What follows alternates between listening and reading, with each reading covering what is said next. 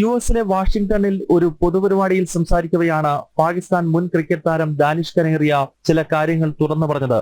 മുസ്ലിങ്ങൾ അല്ലാത്തവർക്ക് പാകിസ്ഥാൻ ക്രിക്കറ്റ് ടീമിൽ തുടരാനാവില്ല. തന്റെ കരിയർ നശിപ്പിച്ചത് ഇസ്ലാം മതം സ്വീകരിക്കാൻ തയ്യാറാകാത്തത് കൊണ്ടാണെന്നും ദാനിഷ് കനേറിയ തുറന്നടിച്ചു. जिस सिलसिले में हम यहाँ जमा हुए सबने अपना एक वो रखा प्रस्ताव जैसे उनके साथ ट्रीट किया गया, डिस्क्रिमिनेशन जिसने फेस किया और एक आवाज़ बुलंद की सबने जिनके साथ, क्योंकि मेरे साथ भी ये डिस्क्रिमिनेशन वाली चीज़ हुई है, बहुत ज़्यादा हुई है, मेरे कैरियर को तबाह किया है, ख़त्म किया है और जिसकी वजह से जो इज़्ज़त इक्वल वैल्यूज़ मुझे मिलनी चाहिए थी वो नहीं मिली. പാകിസ്ഥാൻ മുൻ ക്യാപ്റ്റൻ ഷാഹിദ് അഫ്രീദി പലതവണ ഇസ്ലാം മതം സ്വീകരിക്കാൻ തന്നെ നിർബന്ധിച്ചു. തനിക്കൊപ്പം ഒരുമിച്ചിരുന്ന് ഭക്ഷണം കഴിക്കാൻ പോലും സഹതാരങ്ങൾ തയ്യാറാകത്തില്ലായിരുന്നുവെന്നും കനേറിയ പറയുന്നു.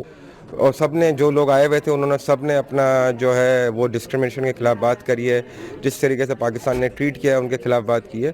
तो मेन मकसद वही था कि अवेयरनेस करवाना था, सबको बताना था.